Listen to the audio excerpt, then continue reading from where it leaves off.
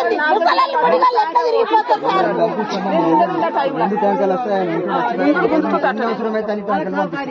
Machine Bhagiratha water మాకు బాధ ఉంది. రామ్లాల జరిపి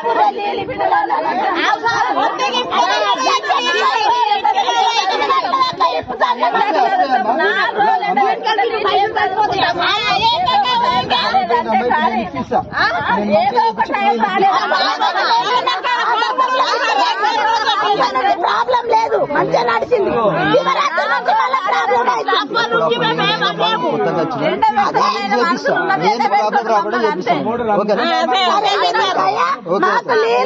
ప్రాబ్లం చూడు,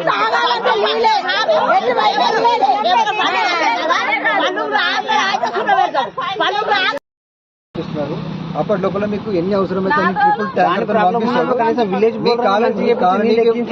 కాలనీకి వాటర్ ట్యాంకర్లను అంబాజీపేటలో కూడా నాకు తెలిసి ఇమీడియట్ గా వచ్చినాయి. మీకు ఇప్పుడు ఇమీడియట్ ట్యాంకర్లు వస్తాయి. నేను వచ్చేదాకా మీ ట్యాంకర్లు వచ్చేదాకా సార్ ఇప్పుడు ఒక నిమిషం, నెల రోజులు అవుతుంది సార్ ట్యాంక్ మోటార్ వీకి. నెల రోజుల కోలే చెప్తున్నాం భూమి, నెల రోజుల కోలే ఎప్పుడైనా కాలేదు అంటున్నాం. గలీజ్ మాటలు మాట్లాడుతున్నారు.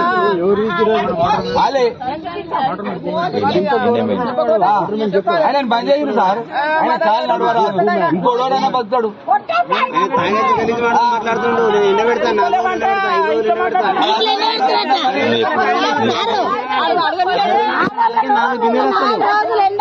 చెప్పినట్టు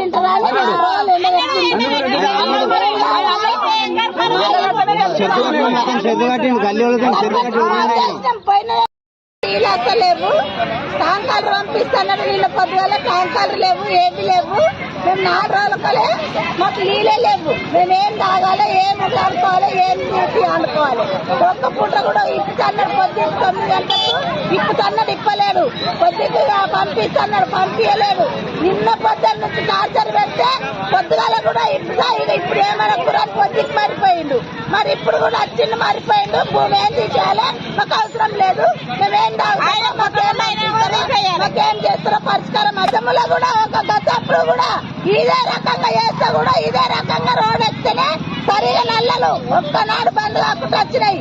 ఇప్పుడు కూడా శివరాత్రి నుంచి చేసి ఊకుండి మొన్న అయ్యా గతంలో నుంచి మొన్న ఎక్కితే కూడా ఒక్కనాడు 2 రోజులు ఇప్పిండు, మళ్ళీ బంద్ చేసిండు. మళ్ళీ ఇప్పుడు మొత్తమే బంద్ చేసిండు. నీళ్ళే లేవు మాకు, కాలనీలో బోర్లు లేవు, ఏమి లేవు. మా పరిష్కారం ఏందో చెప్పుకోండి, మేము తీసేయాలి. మీకు 4 రోజులు మిమ్మల్ని ఎండ పెడితే మీరు సైరక్ వస్తారని తెక్కపోయిండు. అది ఎంత మోజవారో చెప్పుకోండి మాకు.